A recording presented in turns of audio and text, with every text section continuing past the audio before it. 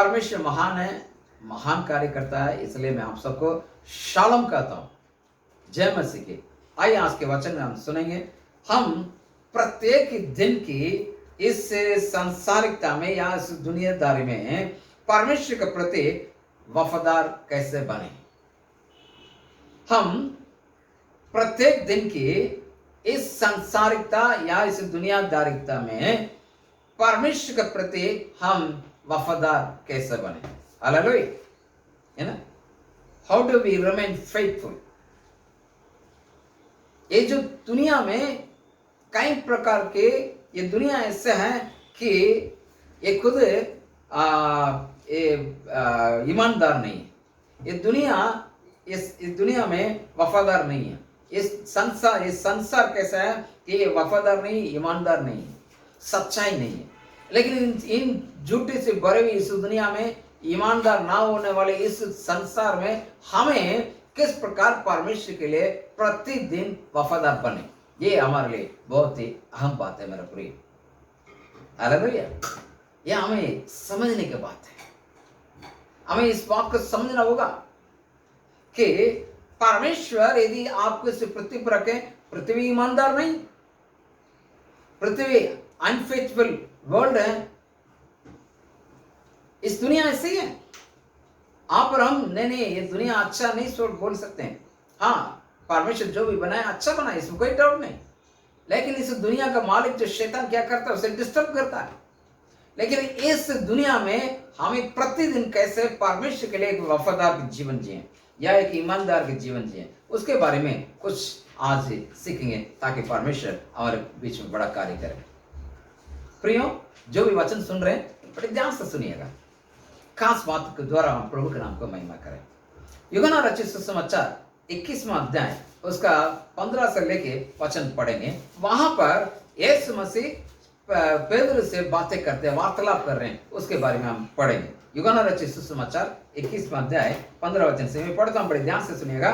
भोजन करने के बाद यीशु ने सीमोन पतरस से कहा, ए सीमोन, यूहन्ना का पुत्र, क्या तू इनसे बढ़कर मुझसे प्रेम रखता है? उसने उनसे कहा, हाँ प्रभु, तू तो जानता है कि मैं तुझसे प्रीति रखता हूं।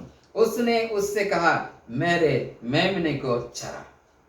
16 वचन में इस प्रकार से लिखा है, उसने फिर दूसरी बार उससे कहा, सीमोन पतरस, हे सीमोन यूहन्ना का पुत्र, क्या तू मुझसे प्रेम रखता है? उसने उनसे कहा, हाँ प्रभु, तू जानता है कि मैं तुझसे प्रीति रखता हूं। उसने कहा, मेरे भेड़ों को रखवाली कर। 17वां वचन में यदि पढ़ेंगे, वहां पर तीसरी बार उससे कहा, ए सीमोन यूहन्ना के पुत्र, क्या तू मुझसे प्रीति रखता है? पतरस उदास हुआ कि उसने उससे तीसरी बार ऐसे कहा कि क्या तू मुझसे प्रीति रखता है, और उससे कहा, हे प्रभु, तू तो सब कुछ जानता है, तू यह जानता है कि मैं तुझसे प्रीति रखता हूं। इसने उससे कहा, मेरी भेड़ों को चरा। यहां पर यूहन्ना बपतिस्मा देने यूहन्ना रचित सुसमाचार में यीशु मसीह और पतरस के बीच में एक वार्तालाप को बताया गया। यीशु मसीह पतरस से पूछ रहे हैं, क्या तुम मुझसे प्रेम करते हो? पहले बार बोला, हाँ प्रभु। दूसरा बार बोला, हाँ प्रभु। तीसरी बार बोला, उसको वो एक प्रकार डिस्टर्ब हो गया। क्या परमेश्वर बार बार इस प्रकार से पूछते हैं, मुझसे प्रेम रखता है क्या? मुझसे प्रेम रखता है क्या? मुझसे प्रेम रखता है क्या? तो अजीब सा नहीं लगता है? कई बार बच्चे को बोलो, एक का 2 बार बोलो तो गुस्सा हो जाएंगे, है ना। सबके घर में वही है, हमारे घर में भी वही है। यदि बच्चे को एक बार बोल दिया, हमें शांत बनना चाहिए, क्योंकि बुढ़ा बुढ़ी हो गई, इसको शांत होना जरूरी है। नहीं तो क्या, गुस्सा करते हैं। यहां पर देखिएगा, 3 बार यीशु मसीह ने पूछा। क्या पूछा? क्या तू मुझसे प्रेम करता है? क्या तू मुझसे प्रेम करता है? हे पतरस, क्या तू मुझसे प्रेम करता है? पतरस कहा, 3 बार प्रभु ने कहा, मेरी भेड़ों को रखवाली कर, मेरे भेड़ों को चरा, तू रखवाली बन। देखिएगा प्रियो, इसमें से क्या हम सीखते हैं? ये वेरी वेरी इंपॉर्टेंट बात है, ये बहुत ही महत्वपूर्ण चीज है। हालेलुया। एक मसीह होने के नाते हमें प्रति टाइम, सुनिएगा, आप और हम मसीह ही हैं, इसलिए हमें प्रति समय हमें परमेश्वर के लिए ईमानदार रहना है, परमेश्वर के लिए विश्वास योग्य रहना है। प्रति समय हमें परमेश्वर के लिए विश्वास योग्य ठहरना है। हालेलुया। ये प्रभु परमेश्वर चाहता है। तब जाके पतरस से पूछा, क्या तू मुझसे प्रेम रखता है? क्या तू मुझसे प्रेम रखता है? क्या तू मुझसे प्रेम रखता है? क्यों? यदि वो प्रेम है, वो आग, प्रेम का आग का ज्वाला जलते रहने चाहिए हमारे अंदर। हाँ, मेरे प्रभु के अंदर मेरा प्रेम है, मैं प्रभु से बहुत प्रेम करता हूं, वो प्रेम के आग के ज्वाला जलना चाहिए मेरा प्रिय। वो ऐसा नहीं होना चाहिए। आजकल बॉम्बे के अंदर एक भाषा है, क्या मालूम है कि बोरिंग हो गया, इसके लिए वैसे कंडाल आ गया। बॉम्बे की भाषा क्या है? कंडाल आ गया भाई, बोर हो गए। ऐसे मसीह के प्रेम में आपको कंडाल नहीं आना चाहिए, ना तो बोर होना चाहिए आप। क्यों? यदि संसार, आप देखेंगे ये संसार विश्वास योग्य नहीं है, ये संसार ईमानदार नहीं है, लेकिन इस संसार में आप और हम मसीह रूप में रहते हुए हमें परमेश्वर के लिए प्रति मिनट हमें ईमानदार रहना होगा। उसके लिए क्या है? उससे प्रेम करना होगा। हालेलुया। यदि प्रेम में कैसा, जरा भी हमें खंडाल नहीं आना चाहिए, जरा भी हमें उसके प्रेम में जरा भी बोर हमें नहीं होना चाहिए, लेकिन क्या होना चाहिए कि परमेश्वर के साथ जुड़े हुए होना चाहिए। परमेश्वर के साथ जुड़ा होना अत्यावश्यक है। तो कब जुड़े रहेंगे? आप जब प्रभु से प्रेम करेंगे, तब आप प्रभु के लिए ईमानदार रहते हुए उससे जुड़े रहेंगे। हालेलुया। एक और वचन आप पढ़ेगा, मत्ती रचित सुसमाचार 25वां अध्याय, उसका 23वां वचन में आपके लिए पढ़ता हूं। मत्ती रचित सुसमाचार 25वां अध्याय, उसके 23वां वचन। उसके स्वामी ने उससे कहा, धन्य है अच्छे और विश्वास के दास, धन्य और विश्वास योग्य दास, तो थोड़े में विश्वास योग्य रहा, मैं तुझे बहुत वस्तु का अधिकारी बनाऊंगा, अपने स्वामी के आनंद में सौभाग्य हो। हालेलुया। यहाँ से मत्ती 25वां अध्याय में, और वहां पर तोड़े के बारे में दृष्टांत यीशु मसीह कहते हैं। एक को एक दिन एक तोड़े दिए, दूसरे को 2 तोड़े दिए, किसी को 5 तोड़े दिए। सबने 5 तोड़े वाले 5 और कमाए, 2 तोड़े वाले और 2 कमाए, 1 तोड़े वाले कमाए। क्या सोचे? अरे हमारे प्रभु तो ऐसा है, जहां कुछ नहीं है वहां पर काट, ऐसा प्रभु है, उसके लिए मैं क्या कमाऊंगा? वो खुद ऐसे, इसलिए उसने आलसीपन होके उस 1 रुपया को एक डब्बा में डाल के बैठ गया, या उसको छिपा कर रख के बैठ गया। प्रिय, परमेश्वर यहां पर क्या चाहते हैं? ए धन्य और अच्छे विश्वास योग्य दास, धन्य और अच्छे विश्वास योग्य दास। क्यों प्रभु का? जो लोग प्रभु ने दिया हुआ चीज को मल्टीप्लाई किया, उसको बढ़ोतरी किया, उससे कहते हैं तू धन्य है, तो अच्छा है और विश्वास योग्य दास। हालेलुया। इन्हें मालिक का यदि बिजनेस को हमें करना है, जब तक आप मालिक से प्रभावित नहीं होंगे या मालिक से आप प्रेम नहीं करोगे, आप उसके बिजनेस को नहीं करोगे। हालेलुया। यदि उसके बिजनेस में आप इंटरेस्टेड है, आप उससे प्रेम करते हो। यदि आप प्रेम करते हैं, आप ईमानदारी के साथ रहेंगे। आप यदि ईमानदारी के साथ रहते हैं, आप उसके साथ जुड़े रहेंगे। हालेलुया।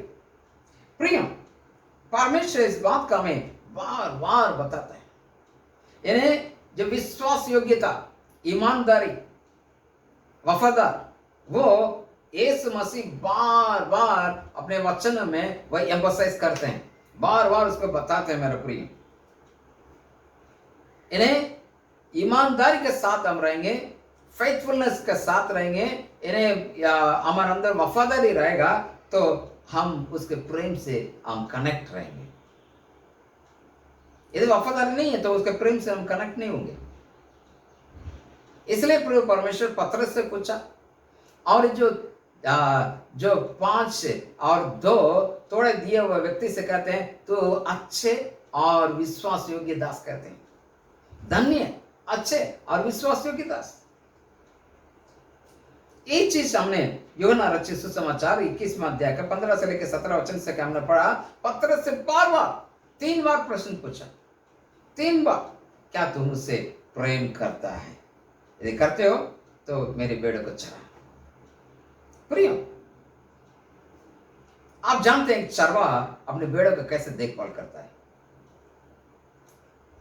उसका दैनिक कार्य, उसका प्रतिदिन का कार्य क्या है कि अधिक से अधिक उसके लिए खिलाना, मतलब उसको भेड़ों को खाना खिलाना, चारा देना उसका काम है। और वो क्या होगा, उसके जो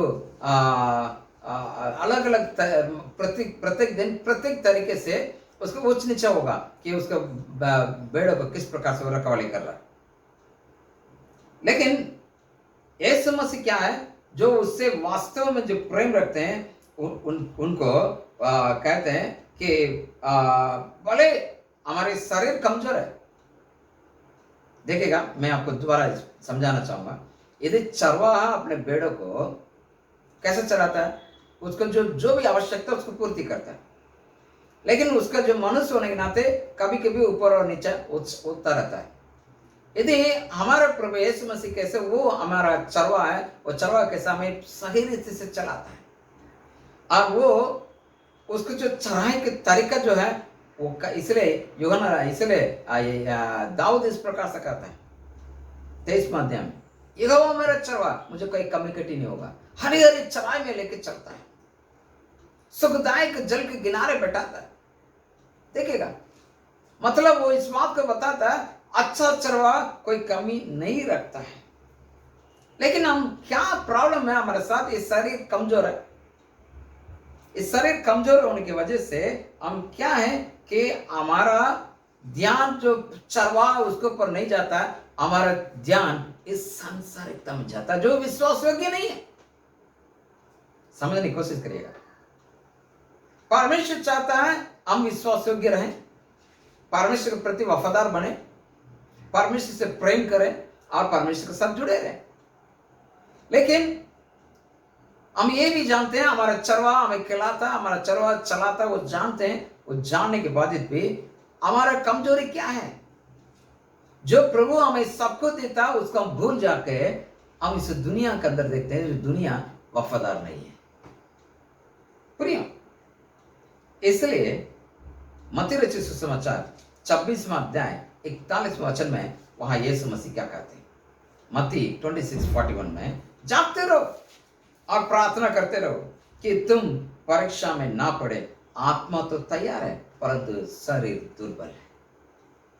जागते रहो, प्रार्थना करते रहो, तुम परीक्षा में ना पड़ो। परीक्षा मत पड़ो, दुनिया कैसी है ऐसी है, आप किसी वजह से परीक्षा पढ़ने का मौका मिलता है, लेकिन आप जागते रहो। आप यदि जागते रहेंगे तो आपकी जो आत्मा जो है वो तैयार में है, वो उसको संभालेगा। लेकिन हमारा शरीर तो कमजोर है, शरीर से क्या लेने देना है? शरीर तो प्रभु के द्वारा बना हुआ चीज है। आपका आत्मा के साथ चलना है, पवित्र आत्मा का अनुसार चले जाने के द्वारा हम आशीष पाते हैं। प्रिय, इसलिए हमारा चरवाहा ऐसा चरवाहा हमें खिलाना वाला है, हमें देने वाला है, हमें संभालने वाला है, हमारा हाथ पकड़ कर चलाता है। इस बातों को मन में रखे, इस दुनिया के ऊपर नजर ना डालते हुए हम आगे बढ़ेंगे। इसलिए हमें प्रत्येक दिन इस संसार में रहते हुए भी हमें प्रतिदिन वफादार हम रह सकते हैं, प्रतिदिन हम वफादार रह सकते हैं। प्रिय, आज के वचन के द्वारा मैं आपको उत्साहित करना चाहूंगा। मेरे भाई और बहनों जो मेरी बात को सुन रहे हैं, मेरे ब्रदर और सिस्टर्स, आपसे मैं निवेदन करता हूं, बड़े ध्यान से सुनिएगा। आज मैं उत्साहित करना चाहता हूं। इस दुनिया तो वफादार नहीं है, दुनिया तो ईमानदार नहीं है, इस दुनिया तो अनफेथफुलनेस है, लेकिन परमेश्वर आप पर हमें विश्वास योग्य उठाया है, विश्वास योग्य बनाया है। इसलिए वो अच्छा चरवा है हमारे लिए। हम इस दुनिया को ना देखें, हमारी नजर, हमारी आत्मा कमजोर नहीं है, उस आत्मा के जरिए हम परमेश्वर के ऊपर प्रेम डालें, हमारी नजर उसके ऊपर गड़ाएं और परमेश्वर से प्रेम करें और उसके साथ जुड़े रहेंगे। प्रेम जिंदगी में पौलुस कहता है मैंने अच्छी लड़ाई लड़ी। क्या कहता है? मैं विश्वास की अच्छी कुश्ती लड़ी। हालेलुया। है कहता हूं कि मैं विश्वास में मैंने अच्छे योद्धा के तरह मैंने लड़ाई किया। प्रियो, इस दुनिया में आप पर हमें इस प्रकार एक गुड फाइट करना होगा, एक अच्छी लड़ाई करना होगा, एक अच्छे जो गुस्ती में हमें लड़के जीतना होगा। प्रभु चाहता है, प्रभु उसके लिए हमें बनाया भी है। इसलिए आप क्या करिएगा, अपने जो रिश्ता जो है प्रभु में उसको बांधिए और जो अपने रिश्ता को टॉप प्रायोरिटी करिएगा। ब्रदर सिस्टर, मैं आपको दोबारा बन रहा हूं। आजकल कहीं क्या हो रहा है कि आज तो थोड़ी देर में टाइम मिल गया, मैं काम में जाऊंगा। हमें से कई लोग परमेश्वर के लिए, मैं कई लोग से बात कर रहा हूं, सुबह उठ के आप बाइबल कौन कौन पढ़ते हैं? बोलते नहीं पास्टर, पूरा दिन थक जाते हैं और सुबह से उठ के काम पर जाते हैं और हमारे पास टाइम नहीं है। लेकिन मैं आपसे कहना चाहूंगा, आपका टॉप प्रायोरिटी, प्राथमिकता, आपका श्रेष्ठ प्राथमिकता क्या होना चाहिए? परमेश्वर के साथ आपका रिश्ता। यदि वो प्रथम स्थान बन जाएगा तो ऑटोमेटिकली आप वफादार रहेंगे, आप प्रभु के प्रेम में बने रहेंगे मेरे प्रिय। इसलिए आपसे मैं इस बातों के द्वारा आपको मैं उत्साहित करना चाहता हूं। परमेश्वर इस बात को बिल्कुल कथाएं वो हमसे इंटरेस्टेड नहीं है कि वो एक राजा है और एक डंडा लेकर के हमारे बीच में आए और डंडा लेकर चलाएं। नहीं, वो ऐसे नहीं। हमें आकर के वो बता दिया क्या भला क्या बुराई, क्या जीवन क्या मृत्यु, सब कुछ उसने हमारे समझा के दे दी। वो डंडा लेकर के मार के आपको सुधार के नहीं करेगा।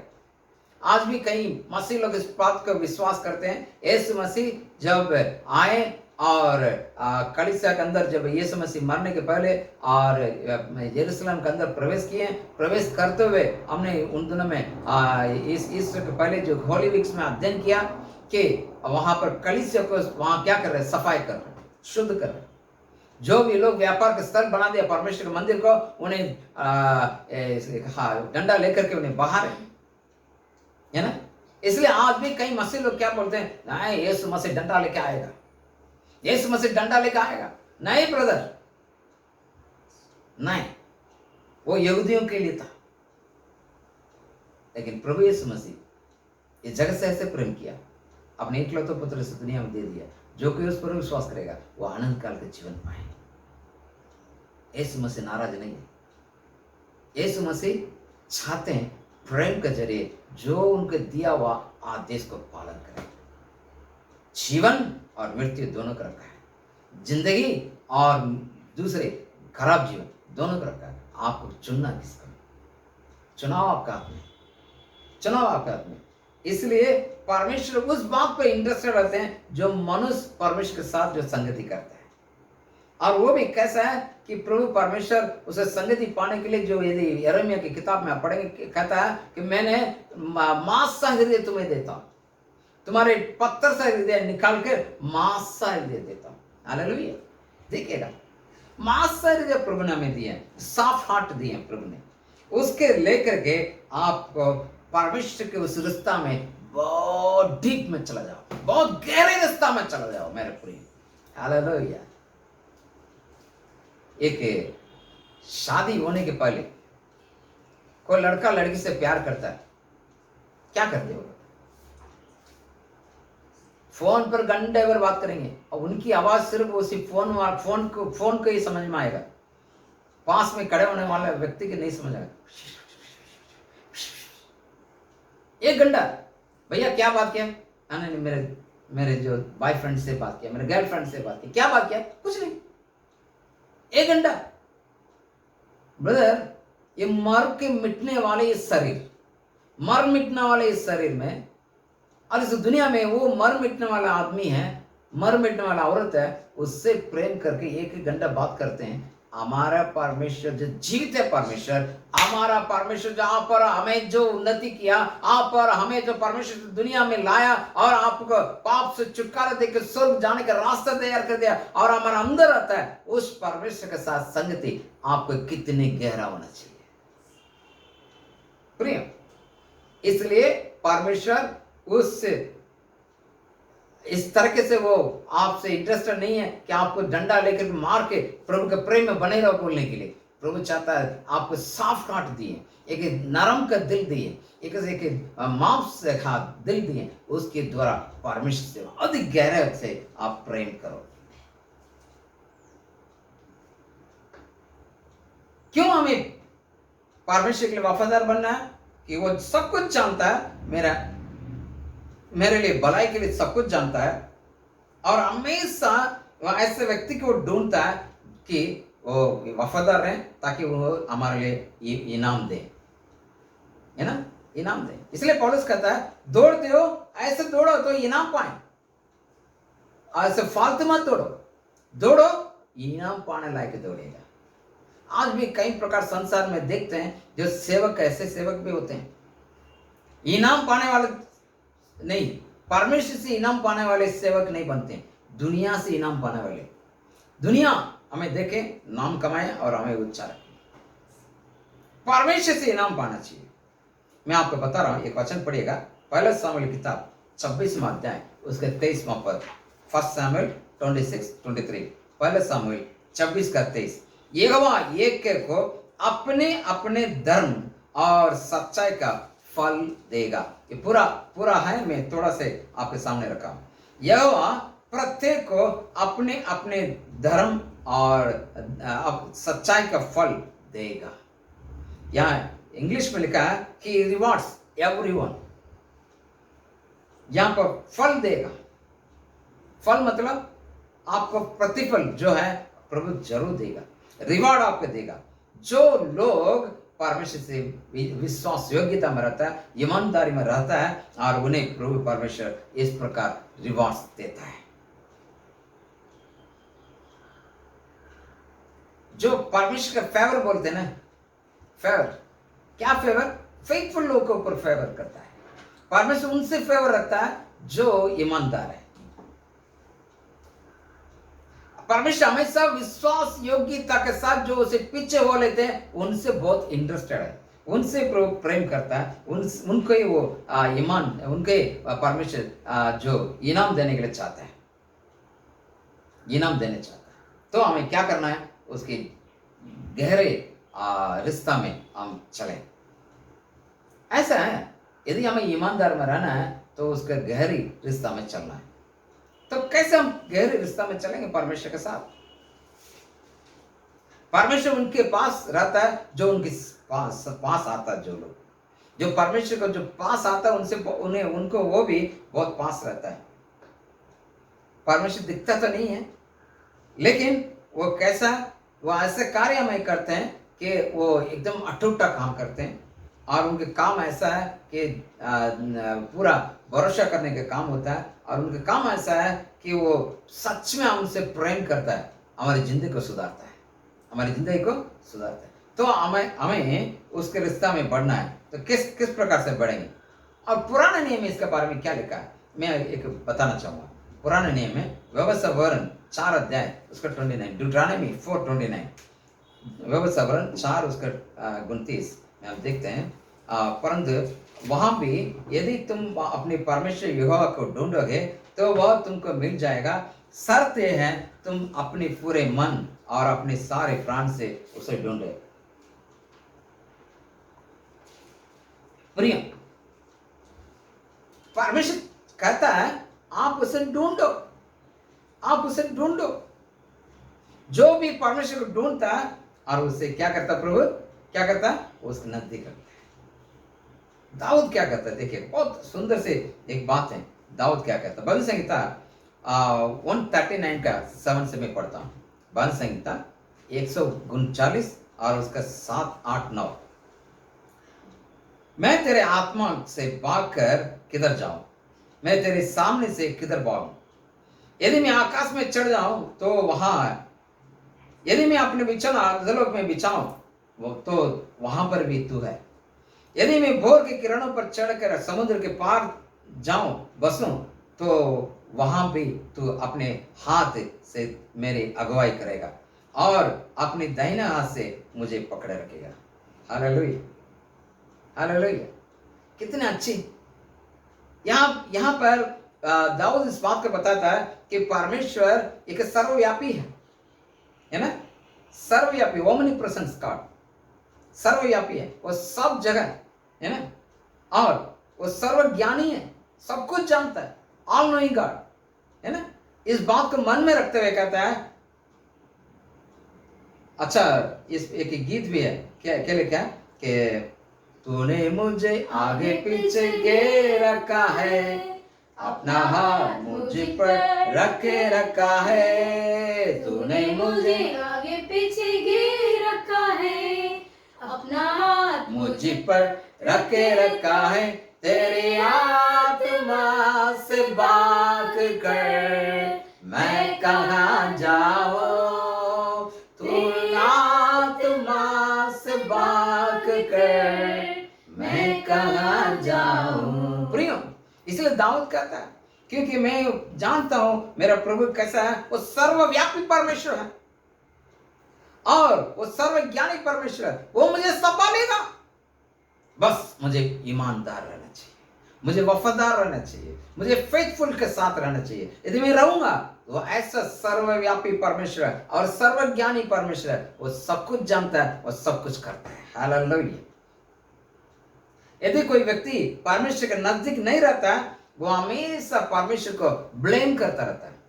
अरे प्रभु ये कोरोना वायरस क्यों लेके आ गए, अरे प्रभु ये भूख मारे क्यों लेकर आया, अरे प्रभु मेरे जीवन में ऐसा क्यों हो रहा, ऐसे करके प्रभु से ब्लेम, प्रभु को निंदा करने वाले लोग रहेंगे। अय्यूब की कहानी में आपको बताना चाहूंगा। अय्यूब उस काल में जीवन जीता था। अय्यूब उस आज हम अनुग्रह के समय पर हैं, उस वक्त अनुग्रह का समय नहीं था, वो नहीं जानता था, फिर भी कहता है, फिर भी कैसा व्यक्ति था, उसका सारा चीज चला गया, फिर भी कहता है धन्य है प्रभु को। वचन में लिखा अपने मुंह से उसने परमेश्वर के प्रति पाप नहीं किया। उसके पत्नी ने कहा, क्या कहा, ए अपने परमेश्वर की निंदा कर, अपने जीवन को त्याग दे और कुछ जरूरत नहीं तेरे को, क्योंकि बच्चे सब मर गए, सब धन दौलत चला गया, बस तू और मैं ही बचे, और तू तो अभी बीमारी से पड़ा हुआ है, इससे बढ़िया तू मर जा, निंदा कर तुम्हारा परमेश्वर का। वचन में लिखा वो अपने मुंह से परमेश्वर के विरोध कोई पाप नहीं किया। हालेलुया। मेरे प्रियो, आज भी हम ऐसे व्यक्ति बन जाते हैं क्योंकि हमें इस बात को ना जानते हुए, परमेश्वर के रिश्ता में ना आते हुए, परमेश्वर के साथ संगति ना करते हुए, हमारे अंदर ऐसे जब ड्राइव आता है, ऐसे सूखापन आ जाता है, हम परमेश्वर के ऊपर निंदा करना शुरू करते हैं। उसकी वजह से क्या, अपने आप को अलग रखते हैं। कोई बाइबल नहीं पढ़ता, मेन वजह क्या है, वो परमेश्वर प्रेम नहीं करता है, वो परमेश्वर हमेशा निंदा करता रहता है। प्रार्थना, संगति, इन सब चीजों को इंपॉर्टेंस नहीं देगा, वो दुनियादारी में है। और परमेश्वर निंदा वो भले मुंह से ना कर रहा, उसके जीवन से वो कर रहा हो, क्या होगा उससे, वह अपने आप को अलगापन रखता है। प्रिय, परमेश्वर कभी हमें भूलता नहीं। परमेश्वर हमेशा हमें अपने हाथों में क्या है वो चित्र बनाकर रखा है मेरा प्रिय। इसलिए याकूब कहता है 4 उसका 8वां वचन में, याकूब 4 अध्याय 60वां वचन में लिखा है, परमेश्वर के निकट आओ तो वो भी तुम्हारा निकट आएगा, है ना। याकूब इस प्रकार समझाता है कि परमेश्वर निकट तो आओ और वो भी तुम्हारे पास आएगा। तो हमें परमेश्वर की संगति में बहुत ही नजदीक हमें रहना पड़ेगा, और ये जितना गहरे रिश्ता है उतने गहरे रिश्ता हमें चाहिए। उसके लिए बहुत इंपॉर्टेंट बाइबल अध्ययन, बाइबल पढ़ना है, बाइबल को पढ़ना है, बाइबल का अध्ययन करना है, बाइबल को विश्वास करना है, ये बहुत जरूरी है।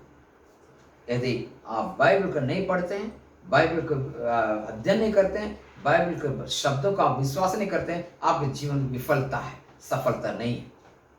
आपके जीवन में सिर्फ विफलता ही होगा, सफलता नहीं होगा मेरे प्रिय। तो बाइबल कैसा है? बाइबल इस दुनिया में एक बहुत ही अति कीमती किताब है और इस दुनिया में सबसे अधिक बिक्री करने वाले और प्रिंट करने वाले बाइबल है। उसमें यीशु मसीह का या परमेश्वर का जो सृष्टि करता है उसका पूरा पूरा प्रकाशन है और मनुष्य के लिए क्या योजना है, मनुष्य के किस लिए परमेश्वर बनाए, उसका अंतिम क्या होगा, उसके बाद क्या होगा, इस दुनिया के क्या होगा, सब कुछ बाइबल में लिखा हुआ है। इसलिए बाइबल में लिखा है, इस बाइबल के वचन को क्या करो, आप अध्ययन करो, अध्ययन करो।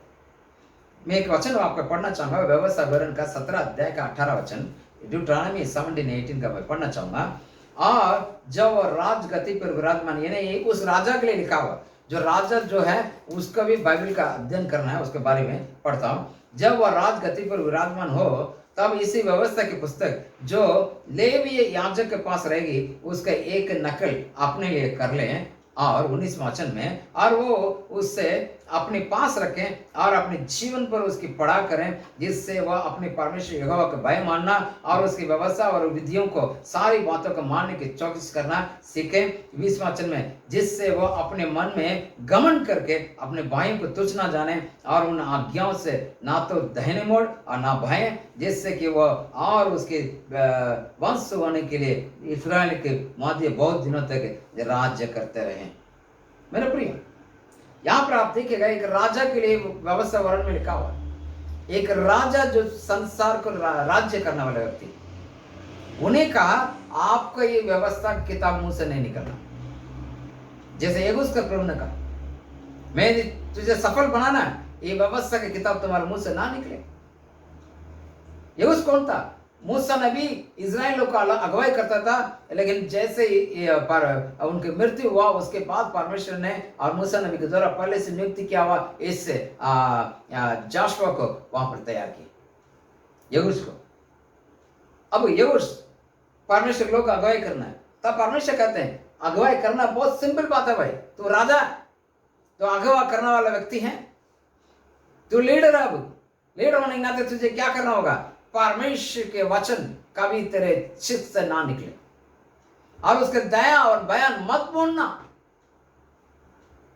क्यों? वो ही तुझे सफल बनाएगा।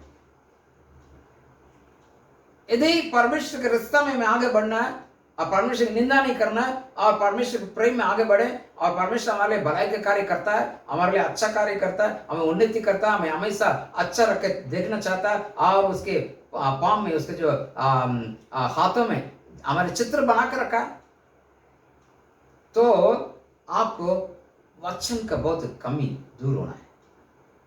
पहले ना 5 अध्याय उसका 14 वचन, 1 जॉन 5:14 में यदि आप पढ़ेंगे, हमें उसके सामने जो हियाव होता है वो ये है कि यदि हम उसकी इच्छा के अनुसार कुछ मांगते हैं तो वह हमारी सुनता भी है। बाइबल में लिखा हुआ, यदि आप बाइबल का अध्ययन करेंगे, बाइबल के अनुसार आप चलेंगे, आपके जीवन में काफी बदलाव आएगा। कैसे आएगा? बाइबल पढ़ने के द्वारा आप परमेश्वर से बातें करना शुरू करेंगे। जब बाइबल पढ़ेंगे, परमेश्वर आपसे बातें करेंगे, आप प्रार्थना करेंगे तो परमेश्वर से आप बात करेंगे। बाइबल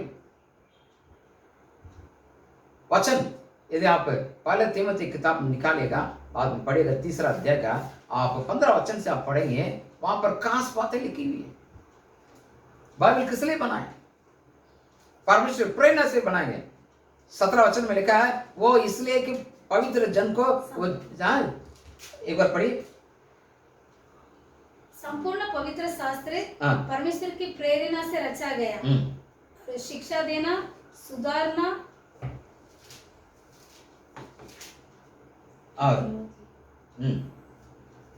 इन्हें सिखाने, सुधारने, धर्म की शिक्षा के लिए लाभदायक है, ताकि परमेश्वर का जन सिद्ध बने, ताकि सिद्ध बने और हर एक भले काम के लिए हर एक भले काम के लिए तत्पर हो जाए। तत्पर हो जाए। किसके लिए प्रभु ने बनाया बाइबल को? धर्मी जन सिद्ध हो जाए, इसलिए बाइबल अध्ययन करना है।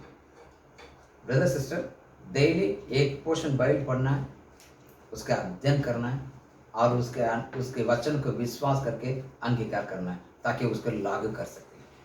जो वचन आप पढ़े उसी दिन आप उसको लाभ करो, उसको आप करके देखो। ऐसे आप प्रार्थना भी ऐसे है। यहाँ पर यूहन्ना कहता है कि उसके सामने जो हियाव होता है, यह है कि हम उसकी इच्छा अनुसार कुछ मांगते हैं तो वो हमारे सुनता है। और एक और वचन में आपको पढ़ के सुनता हूँ, 15 वचन में, और जब वो हमें जानता है जो कुछ हम मांगते हैं वो हमारी सुनता है, तो वो ये भी जानते हैं तो कुछ हमसे उसे मांगा तो उसे पाया है। यहाँ यूहन्ना कहता है, पहला अध्ययन के द्वारा परमेश्वर के साथ, बाइबल अध्ययन के द्वारा संगति करो, दूसरा प्रार्थना के द्वारा संगति करो। यूहन्ना 16:23 में आप पढ़ेंगे, यूहन्ना 16 अध्याय उसके 23 वचन में, मैं तुमसे सच से कहता, यदि पिता से कुछ मांगोगे वो तुम्हें मेरे नाम से कुछ तुम्हें देगा। जो भी प्रभु से मांगोगे, वचन अध्ययन प्रार्थना बहुत ही महत्वपूर्ण चीज है मेरे प्रिय। आप जब बाइबल अध्ययन करना लगते हैं, आप परमेश्वर को पहचानते हैं। बाइबल अध्ययन ना करते हुए आप परमेश्वर को पहचान नहीं सकते ब्रदर सिस्टर। मैं कई लोग को समझ जाता हूं उनकी जो बातों के द्वारा। कैसे हम किस प्रकार जीवन जी रहे हैं, वो बाइबल के द्वारा वो हमारे जीवन में झलकता है, दिखता है। यदि आप बाइबल पढ़ेंगे, परमेश्वर को पहचानते हैं। मैं आपको एक उदाहरण स्वरूप में आपको बताता हूं।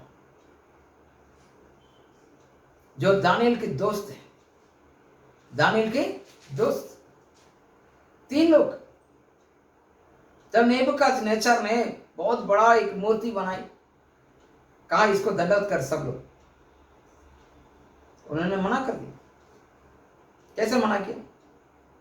हे राजा, हम जीवित परमेश्वर को मानते हैं, हम इसे दंडवत नहीं करेंगे। यदि तू हमें आग के भट्टी में भी डाल देगा तो भी कोई बात नहीं।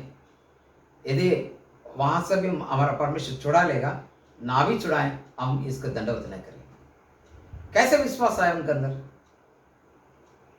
आग के धधकती हुआ आग का भट्टी वहां आंखों के सामने है, और राजा कहता है जो भी लोग इस मूर्ति के नाम मानते हुए, मेरा हाथ से बना हुआ मूर्ति को ना मानते हुए, यदि आप दूसरे चीजों को मानोगे, मैं आपको क्या करूंगा? यकीनन कहां डाल दूंगा? इस आग के भट्टी में डाल दूंगा।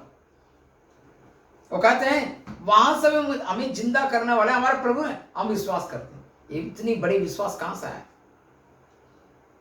बाइबल पढ़ने के द्वारा परमेश्वर पहचाने। परमेश्वर को पहचानना है, परमेश्वर गुणों को पहचानना है, परमेश्वर कैसे प्रभु है, किस प्रकार प्रभु हमारे अंदर कार्य करता है, उसको पहचानना है। आपको बाइबल अध्ययन करना होगा। नहीं करेंगे आप नहीं पहचानेंगे। नहीं तो हम क्या करेंगे? इस परिस्थिति को हम दोष लगाते रहेंगे। परिस्थिति ऐसी है, हमें डर लगता है। कई बार एक लोग बोलते हैं, क्या बोलते? कलीसिया नहीं टूटना चाहिए, कलीसिया नहीं टूटना चाहिए। क्यों? आपने परमेश्वर को नहीं पहचाना। यदि आप परमेश्वर को पहचानते हैं, आप इस बात को पहचानेंगे, हमारा प्रभु कुछ भी ऐसे घटना नहीं घटने देगा। जो भी प्रभु अगुवाई करता है, सही रीति से अगुवाई करेगा, क्योंकि प्रभु उससे प्रसन्न है जो ईमानदार है। यदि ईमानदार नहीं है, उसे प्रभु प्रसन्न नहीं है। ईमानदार व्यक्ति के साथ परमेश्वर हमेशा अच्छा लगता है। इस बात को मैं विश्वास करता हूं, क्योंकि मैं बाइबल पढ़ता हूं, बाइबल का अध्ययन करता हूं। इस बात को मैं अटूट विश्वास करता हूं। आप ईमानदार रहना है, बाइबल पढ़ना है। बाइबल पढ़ेंगे, परमेश्वर को पहचानेंगे। जब परमेश्वर को पहचानेंगे, आप सच्चाई पर चलेंगे। आप प्रार्थना करेंगे, आप बाइबल पढ़ने के द्वारा प्रार्थना करेंगे, आप इस बात को विश्वास करेंगे। मरकुस 11 का 24 वचन में लिखा है, क्या लिखा है? कि आप जो कुछ मांगते हो, आप इसको प्रतीति करो, आप मिल गया। नहीं तो ऐसे प्रार्थना करो, प्रभु जी, बाद में बोलेंगे नहीं ये तो कहां कटेगा। एक व्यक्ति बार बार हमको व्हाट्सएप में करते रहते हैं, मेरा पत्नी कैंसर के स्टेज में, तीसरा स्टेज में, उनके लिए प्रार्थना करो। मैंने कहा भैया ठीक है, एक व्यक्ति के मैं फ़ोन नंबर देता हूँ, उनसे बात करो। फ़ोन नंबर दिया, ब्रदर आपकी मिसेज से कनेक्ट करवाइए। नहीं नहीं नहीं, मेरे मिसेज से बात नहीं करना, आप प्रार्थना करो। कैसे, क्यों? हाँ, कई लोग प्रार्थना किया होगा और उनके चंगा नहीं किए। अब जो मौका आया, इस मौका को गवाओ मत। नहीं, वो बड़े पुरानी बातों पर ध्यान देते हैं। क्यों?